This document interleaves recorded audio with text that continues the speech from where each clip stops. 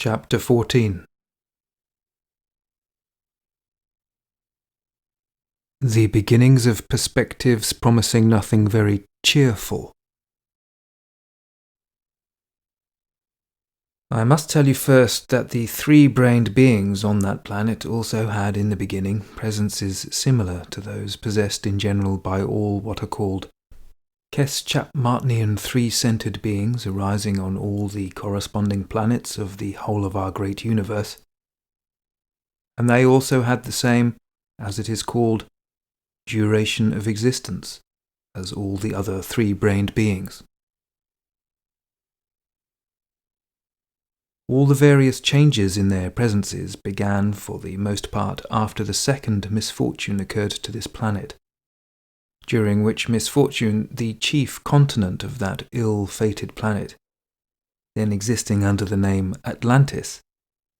entered within the planet. From that time on, as little by little they created for themselves all sorts of conditions of external being existence, thanks to which the quality of their radiations went steadily from bad to worse,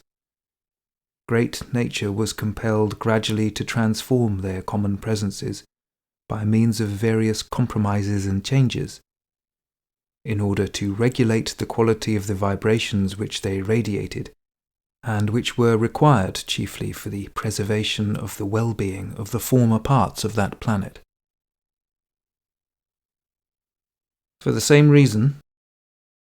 great nature gradually so increased the numbers of the beings there that at the present time they are now breeding on all the lands formed on that planet. The exterior forms of their planetary bodies are all made alike, and of course in respect of size and in their other subjective particularities, they are each coated, just as we are, in accordance with the reflection of heredity, with the conditions at the moment of conception, and with the other factors that serve in general as the causes for the arising and formation of every being. They also differ among themselves in the colour of their skin and in the conformation of their hair, and these latter particularities are determined in their presences, just as they are everywhere else, by the effects of that part of the planetary surface where the given beings arise, and where they are formed until they reach the age of responsible beings, or as they say, until they become adult. As regards their general psyche itself and its fundamental traits, no matter upon what part of the surface of their planet they arise, these traits in all of them have precisely the same particularities, among them being also that property of the three-brained beings there, thanks to which on that strange planet alone in the whole of the universe does that horrible process occur among three-brained beings which is called the process of the destruction of each other's existence, or, as it is called on that ill-fated planet, war.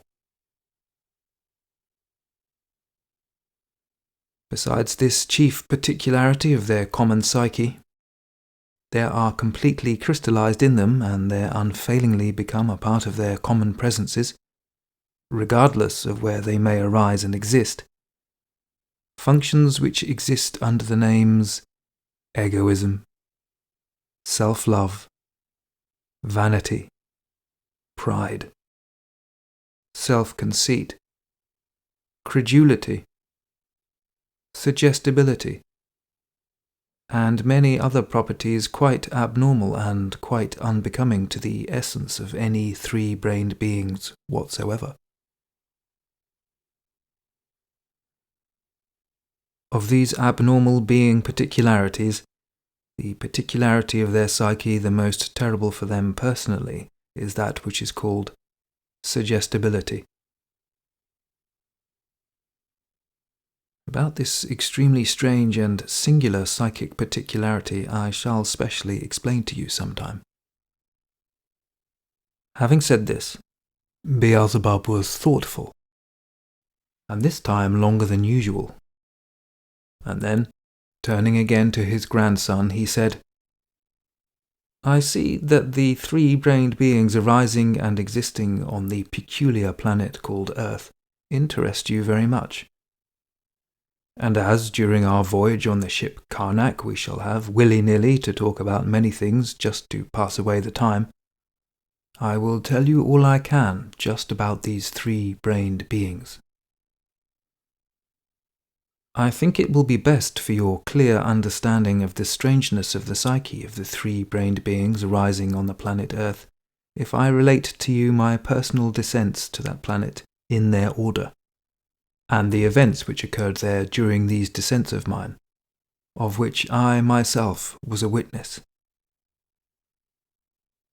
I personally visited the surface of the planet Earth 6 times in all,